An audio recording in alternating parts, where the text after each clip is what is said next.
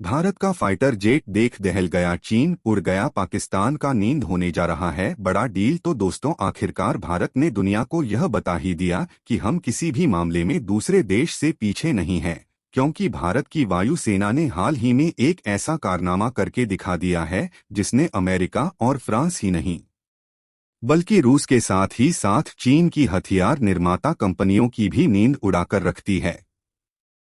दरअसल सबसे पहले आप इस वीडियो को देखिए। इस वीडियो में यह जो विमान दिख रहा है वह यूरोफाइट टाइफून है, और केवल इसी एक वीडियो ने रूस, फ्रांस और अमेरिका की हथियार निर्माता कंपनियों की नींद उड़ाकर रख दी है।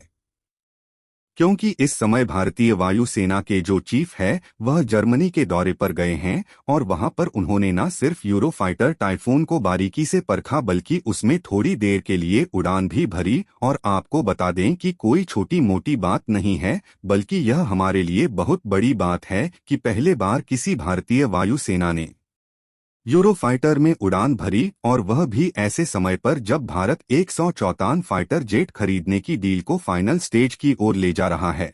और इसमें भी सबसे बड़ी बात यह है कि फ्रांस इस डील के तहत राफेल देने में नानुक कर रहा है और भारत को महंगे दामों में बेचने की कोशिश कर रहा है। हालांकि यदि हम यूरोफाइटर को खरीदने की कोशिश करते हैं तो दोबारा से फ्रांस भारत के सामने राफेल बेचने के लिए हाथ फैलाने पर मजबूर होने वाला है। तो पूरी अपडेट क्या है इस वीडियो में समझते हैं, इसलिए वीडियो को अंत तक जरूर देखें ताकि आपको कंप्लीट इन्फॉर्मेशन मिल सके। लेकिन आगे बढ़ने से पहले भारत के द्वारा 140 फोर्ड फाइटर जेट खरीदे जाने की डील के लिए जर्मनी का यूरोफाइटर मील का पत्थर साबित होने जा रहा है। उसके लिए वीडियो को एक लाइक करके हमारे चैनल को सब्सक्राइब जरूर कर लीजिए।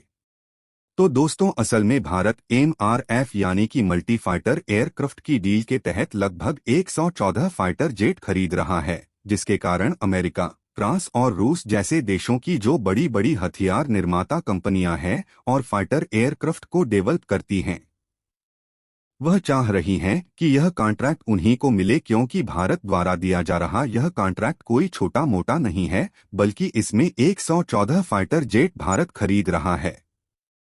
यानी कि जिस भी देश को इन लड़ाकू विमान की डील मिलेंगे उनके तो समझ लो वारेन्यारे ही हो जाएंगे।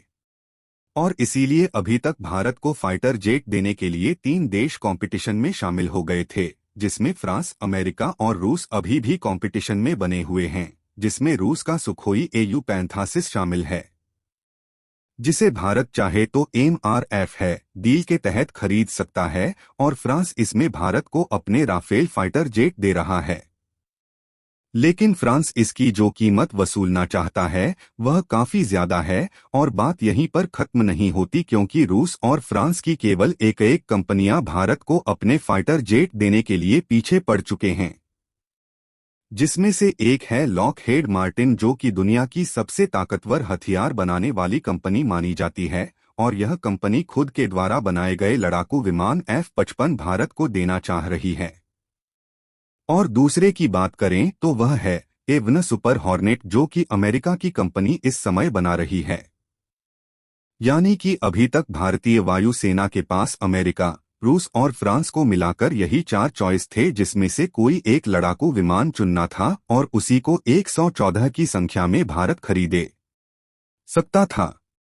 लेकिन हाल ही में एक ऐसी खबर निकलकर आ रही है जिसने इन चारों कंपनियों की धज्जियां उड़ाकर रख दिया है, क्योंकि हाल ही में भारत ने 26 फेल खरीदने की डील को फ्रांस के साथ फाइनलाइज करने की शुरुआत की, लेकिन फ्रांस अपनी औकात दिखाते हुए दोगुनी कीमत वसूलना चाहा। इसीलिए यह बात साफ होती हुई नजर आ रही है कि भारत इन राफेल फाइटर जेट को दोगुनी कीमत में तो बिल्कुल भी नहीं खरीदने वाला है, क्योंकि इस मैदान में जाना माना और ताकतवर विमान यूरोफाइटर टाइफून भी कूद चुका है। और अच्छी बात यह है कि इंडियन एयर फोर्स के जो चीफ है वह हाल ही में इसको उड़ाकर इसकी टेस्टिंग भी ले चुके हैं कि आखिरकार यह भारत के लिए कितना कामगार साबित हो सकता है। और ऐसा नहीं है कि भारतीय वायुसेना के चीफ इसमें उड़कर टेस्टिंग करने के लिए खुद गए थे, बल्कि जर्मनी की काउंटर पार्ट लिमिटेड की तरफ से खुद बुलाया गया था। जिससे यकीनन इस बात पर विश्वास करना आसान हो गया है कि जर्मनी खुद इस फाइटर जेट को बेचना चाह रही है। और यदि आपको मालूम हो तो भारत ने साल 2016 में लगभग 36 राफेल फाइटर जेट को खरीदा था। लेकिन ऐसा नहीं है कि भारतीय वायुसेना ने इसलिए राफेल फाइटर जेट को खरीदा क्योंकि उस समय यही सबसे ताकतवर फाइटर जेट था, बल्कि उस समय भी यूरोप का यूरोफाइटर राफेल को आसानी से बीट कर रहा था। लेकिन हमने उस समय यूरोफाइटर के बजाय राफेल को इसलिए खरीदा क्योंकि यूरोपीय देशों के साथ हमारे बंद इतने अच्छे नहीं थे, जिससे सप्लाई चयन को लेकर भी कई सारी दिक्कतें पैदा हो रही थी। और इससे बड़ी परेशानी वाली बात यह थी कि उस समय इसकी जो कीमत थी वह काफी ज्यादा थी। इसीलिए हमें यूरोफाइटर जेट की बजाय फ्रांस का राफेल ही ज्यादा अफोर्डेबल लगा। इसलिए हमने 36 राफेल को फ्रांस से खरीद लिया। लेकिन पहले की जो परेशानियां थी अब वह पूरी तरह से सॉल्व हो चुकी है और हमें यूरोपीय देशों के साथ ट्रेड करने में कोई भी दिक्कत नहीं है। और कमाल की बात यह है कि यूरोप की यूरोफाइटर को बनाने वाली कंपनी एयरबस ने खुद कहा है कि भारत को इस फाइटर जेट को खरीदना है तो इसके लिए 30 पर कम कीमत चुकानी होगी। और साथ ही एयरबस की तरफ से यह भी कहा गया है कि वह इसमें भारत की जरूरत के हिसाब से नए नए अपग्रेडेशन का है भी करने के लिए तैयार है।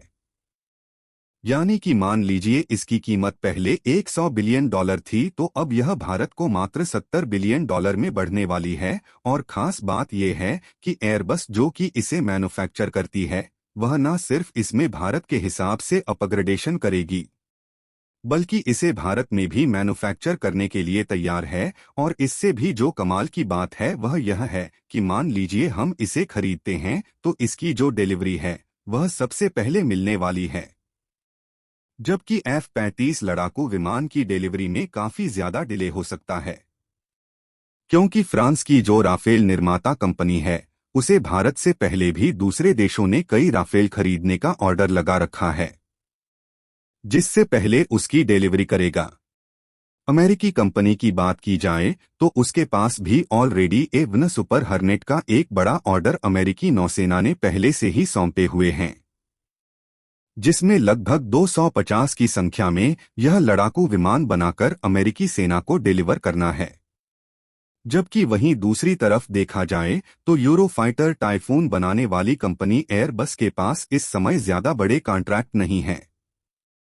यानी कि यूरोफाइटर जेट की डिलीवरी बहुत ही जल्द हो सकेगी और हमें अपनी नेवी ताकत को बढ़ाने के लिए देरी का सामना नहीं करना पड़ेगा। और यदि रूस के सुखोई Su-27 की बात की जाए तो यह वाकई में इस समय काफी ताकतवर लड़ाकू विमान है।